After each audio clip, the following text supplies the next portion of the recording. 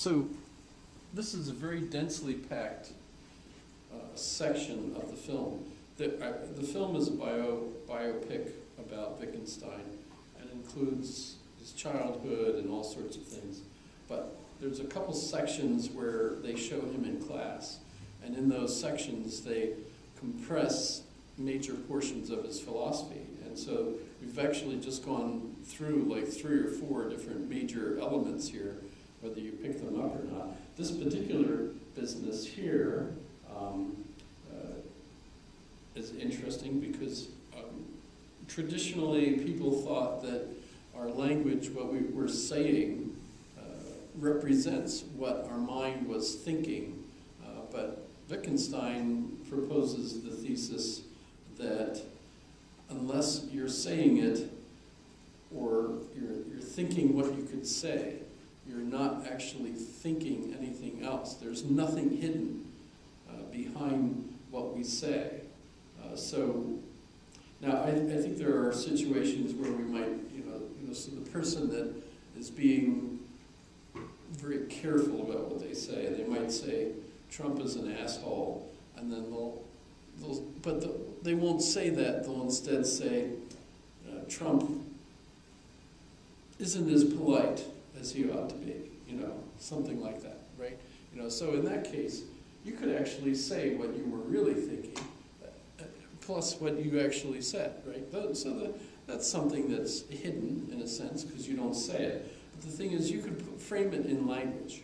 So the thing is, it seems, and I don't know if you think this way, that what you were thinking is not something that's already framed in language, but when you speak, you're framing your thoughts, which are something behind the language you're using, in order to express yourself. And sometimes even we don't express ourselves very well. We might say, well, that's not exactly what I meant, etc. Right? You might wonder what exactly is the behavioral concern that we have when we say something to someone and they react wrong to it.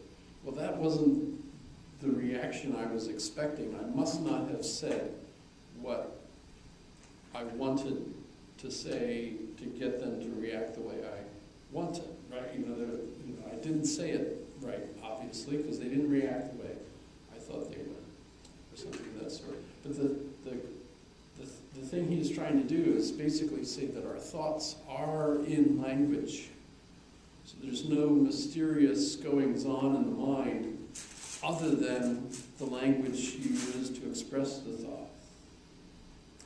Or what he would also call, there's not a private language. So this is, you can look this up, it's a big issue, the private language argument. And he argues that there is no private language, that basically the meanings of the words we use are all open to view, and they're basically meaningful only in the context by which other social interlocutors react to the things we say to demonstrate that we've accomplished what we were planning. The meaning is what we intended, right?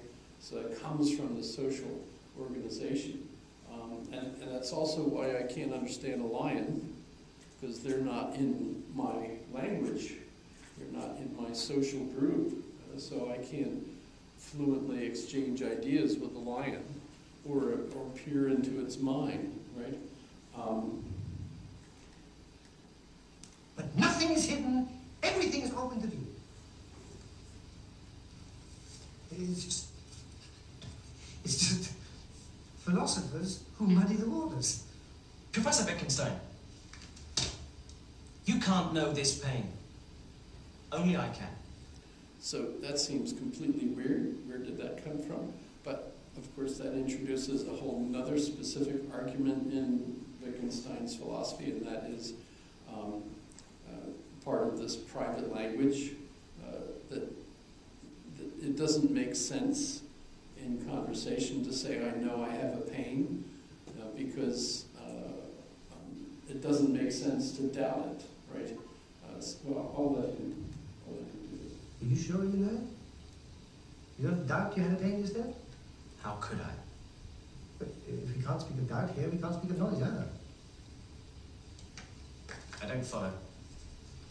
It makes no sense to speak of knowing something in a context where we could not possibly doubt it. Therefore, to say, I know I am in pain is entirely senseless. When you want to know the meaning of a word, don't look inside yourself. Look at the uses of the word in our way of life. Look at how we behave. Are you saying there are no philosophical problems? There are linguistic, mathematical, ethical, logistic, and religious problems, but there are no genuine philosophical problems. You're trivializing philosophy.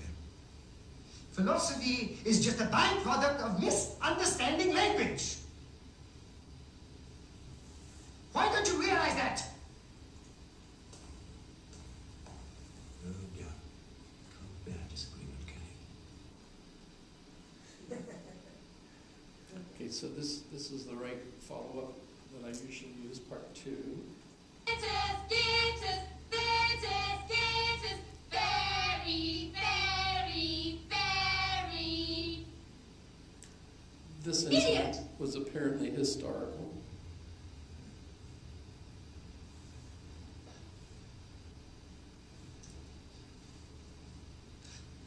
What does this mean?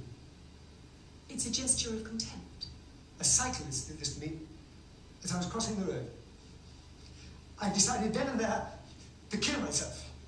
Are you coming to the Palladium with us this evening? Yeah, but what's the logical structure of this gesture? It doesn't have one. That means